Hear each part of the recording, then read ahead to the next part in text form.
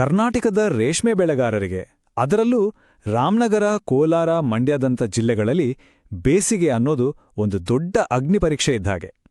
ಬಿಸಿಲು ಅಷ್ಟರ ಮಟ್ಟಿಗೆ ಸುಡುತ್ತಿರುತ್ತೆ.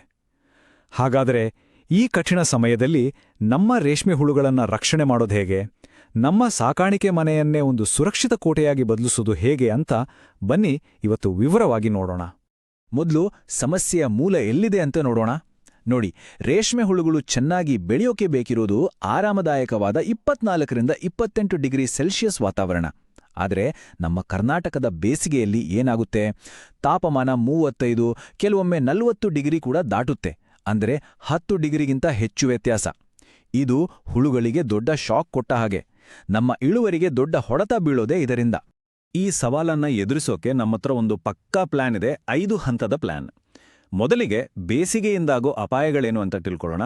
ಆಮೇಲೆ ನಮ್ಮ ಸಾಕಾಣಿಕೆ ಮನೆಯನ್ನ ಬಿಸಿಲಿನಿಂದ ಹೇಗೆ ಕಾಪಾಡೋದು, ಮನೆ ಒಳಗಿನ ಗಾಳಿ ಮತ್ತೆ ತೇವಾಂಶವನ್ನ ಹೇಗೆ ಕಂಟ್ರೋಲ್ ಮಾಡೋದು, ಸ್ವಚ್ಛತೆ ಹಾಗೂ ಸ್ಥಳಾವಕಾಶದ ಪ್ರಾಮುಖ್ಯತೆ ಏನು, ಮತ್ತು ಕೊನೆಯದಾಗಿ ನಾವು ಸಾಮಾನ್ಯವಾಗಿ ಮಾಡುವ ದೊಡ್ಡ ತಪ್ಪುಗಳನ್ನ ಹೇಗೆ ತಪ್ಪಿಸೋದು ಅಂತ ಒಂದೊಂದಾಗಿ ನೋಡೋಣ.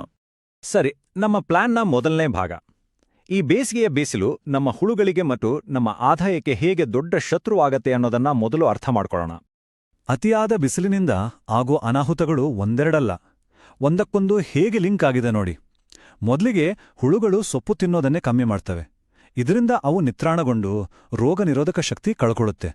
ಇದೇ ಟೈಮ್ನಲ್ಲಿ ರೋಗಾಣುಗಳು ಫಾಸ್ಟಾಗಿ ಹರಡೋಕೆ ಶುರುವಾಗ್ತವೆ. ಕೊನೆಗೆ ಏನಾಗತ್ತೆ, ಕಷ್ಟಪಟ್ಟು ಕಟ್ಟಿದ ರೇಷ್ಮೆಗೂಡಿನ ಚಿಪ್ಪು ತೆಳುವಾಗಿ ಮಾರುಕಟ್ಟೆಯಲ್ಲಿ ಒಳ್ಳೆ ಬೆಲೆನೇ ಸಿಗೋದಿಲ್ಲ.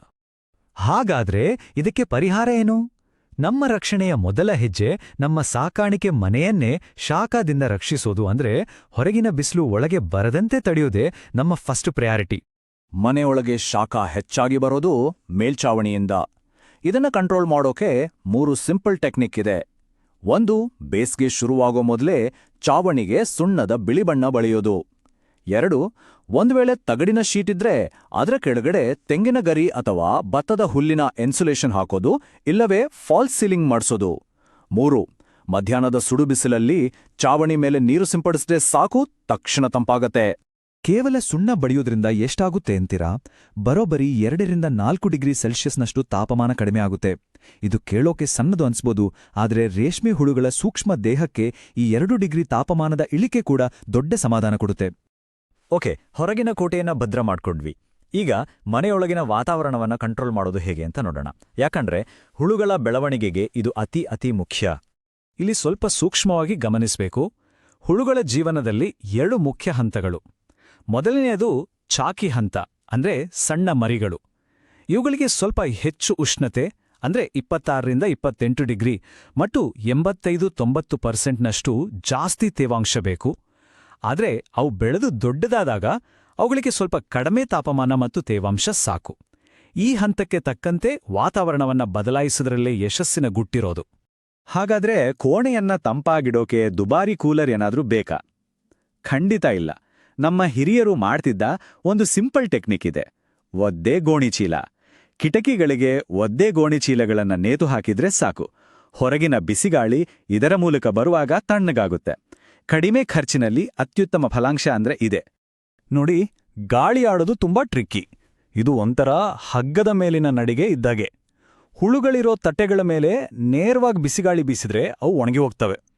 ಹಾಗಂತ ಗಾಳಿಯೇ ಆಡದಂತೆ ಕಿಟಕಿ ಬಾಗಿಲುಗಳನ್ನ ಮುಚ್ಚಿಬಿಟ್ರೆ ಏನಾಗುತ್ತೆ, ಉಸಿರುಗಟ್ಟಿ ಸಾಯೋ ಅಪಾಯ ಇರುತ್ತೆ. ಆದ್ರಿಂದ ಗಾಳಿ ಆಡಬೇಕು, ಆದರೆ ಅದು ನೇರವಾಗಿ ಹುಳುಗಳಿಗೆ ತಾಗಬಾರ್ದು. ಇನ್ನು ಕೋಣೆಯಲ್ಲಿ ತೇವಾಂಶವನ್ನ ಕಾಪಾಡ್ಕೊಳ್ಳೋಕೆ ಆಗಾಗ ನೆಲದ ಮೇಲೆ ನೀರ್ ಚಿಮುಕಿಸ್ಬೋದು, ಇಲ್ಲಾಂದ್ರೆ ಮೂಲೆಗಳಲ್ಲಿ ಅಗಲವಾದ ಪಾತ್ರೆಗಳಲ್ಲಿ ನೀರ್ ತುಂಬಿ ಇಡಬಹುದು. ಆದರೆ ಒಂದು ಮಾತನ್ನ ಯಾವತ್ತೂ ಮರಿಬಾರ್ದು, ಇದು ತುಂಬಾ ಮುಖ್ಯ. ಯಾವುದೇ ಕಾರಣಕ್ಕೂ ರೇಷ್ಮೆ ಹುಳುಗಳ ಮೇಲೆ ನೇರವಾಗಿ ನೀರು ಸಿಂಪಡಿಸಬಾರ್ದು. ಇದು ಅವುಗಳಿಗೆ ರೋಗ ಬರೋ ಸಾಧ್ಯತೆಯನ್ನು ಹೆಚ್ಚು ಮಾಡುತ್ತೆ. ಮನೆಯ ವಾತಾವರಣ ಸರಿಯಾಯ್ತು. ಈಗ ನಮ್ಮ ಹುಳುಗಳ ಕಡೆ ನೇರವಾಗಿ ಗಮನ ಹರಿಸೋಣ.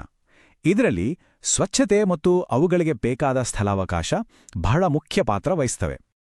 ಬೇಸಿಗೆಯಲ್ಲಿ ರೋಗಗಳು ಚಾನ್ಸ್ ಸಿಕ್ಕಿದ್ರೆ ಸಾಕು, ಬೇಗ ಹರಡುತ್ತೆ.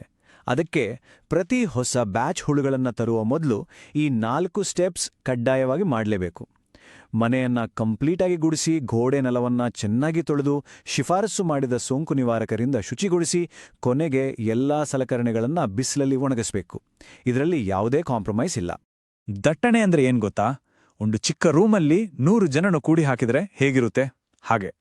ಅಲ್ಲಿ ಬಿಸಿ ಹೆಚ್ಚಾಗುತ್ತೆ, ಉಸಿರಾಡೋಕೆ ಗಾಳಿ ಸಿಗೋದಿಲ್ಲ ಮತ್ತು ಒಬ್ರಿಂದೊಬ್ರಿಗ ರೋಗ ಸುಲಭವಾಗಿ ಹರಡುತ್ತೆ. ಹುಳುಗಳಿಗೂ ಅಷ್ಟೇ. ಅವುಗಳಿಗೆ ಆರಾಮಾಗಿ ಚಲಿಸೋಕೆ ಮತ್ತು ಬೆಳೆಯೋಕೆ ಸಾಕಷ್ಟು ಜಾಗ ಬೇಕೇ ಬೇಕು. ಇಷ್ಟೆಲ್ಲ ಮುನ್ನೆಚ್ಚರಿಕೆ ತಗೊಂಡ ಮೇಲೇನೂ ಕೆಲವು ಸಣ್ಣ ಪುಟ್ಟ ತಪ್ಪುಗಳು ನಮ್ಮ ಎಲ್ಲಾ ಶ್ರಮವನ್ನ ಹಾಳು ಮಾಡ್ಬಿಡಬಹುದು. ಹಾಗಾಗಿ ಬೇಸಿಗೆಯಲ್ಲಿ ಯಾವ ತಪ್ಪುಗಳನ್ನ ಖಂಡಿತ ಮಾಡಬಾರ್ದು ಅಂತ ನೋಡೋಣ. ಈ ತಪ್ಪುಗಳನ್ನ ಒಂದು ಲಿಸ್ಟ್ ಮಾಡ್ಕೊಳ್ಳಿ. ಇವನ್ನ ಯಾವತ್ತೂ ಮಾಡಬೇಡಿ. 1. ಕೋಣೆಯನ್ನ ಪೂರ್ತಿ ಮುಚ್ಚಿ ಗಾಳಿಯಾಡದಂತೆ ಮಾಡೋದು. 2. ಹುಳುಗಳ ಮೇಲೆ ನೇರವಾಗಿ ನೀರು ಸಿಂಪಡಿಸೋದು. 3. ಟೆಂಪರೇಚರ್ ಎಷ್ಟಿದೆ ಅಂತ ಆಗಾಗ ನೋಡದೇ ಇರೋದು. 4. ಇನ್ಸುಲೇಷನ್ ಇಲ್ಲದ ತಗಿಡಿನ ಚಾವಣಿ. ಮತ್ತು 5. ಸರಿಯಾದ ಗಾಳಿ ವ್ಯವಸ್ಥೆ ಇಲ್ಲದಿರೋದು. ಇವುಗಳಲ್ಲಿ ಒಂದೇ ಒಂದು ತಪ್ಪು ಕೂಡ ಇಳುವರಿಯನ್ನು ಪೂರ್ತಿ ಹಾಳ್ಮಾಡಬಲ್ಲದು. ಹಾಗಾದ್ರೆ ಇಡೀ ವಿಷಯದ ಸಾರಾಂಶ ಏನು? ತುಂಬಾ ಸಿಂಪಲ್. ಈ 4 ಕಂಬಗಳನ್ನ ಗಟ್ಟಿಯಾಗಿ ಹಿಡ್ಕೊಂಡ್ರೆ ಸಾಕು. ಅವುಗಳಂದ್ರೆ ಶಾಖ, ತೇವಾಂಶ, ಗಾಳಿಯಾಡುವಿಕೆ ಮತ್ತು ಸ್ವಚ್ಛತೆ. ಈ 4 ಸ್ತಂಭಗಳು ಗಟ್ಟಿಯಾಗಿದ್ರೆ ನಮ್ಮ ಫಸಲು ಭದ್ರವಾಗಿರುತ್ತದೆ. ಕೊನೆಗೆ ಒಂದೇ ಒಂದು ಮಾತು, ಇದನ್ನ ಮನಸ್ಸಲ್ಲಿಟ್ಕೊಳ್ಳಿ. ನಾವು ಹುಳುಗಳಿಗೆ ಆರೋಗ್ಯಕರ ವಾತಾವರಣವನ್ನು ಕೊಟ್ರೆ ಅವು ನಮಗೆ ಆರೋಗ್ಯಕರ, ಉತ್ತಮ ಗುಣಮಟ್ಟದ ಗೂಡುಗಳನ್ನು ಕೊಡ್ತವೆ. ಎಲ್ಲವೂ ನಾವು ಸೃಷ್ಟಿಸುವ ಪರಿಸರದ ಮೇಲೆ ನಿಂತಿದೆ.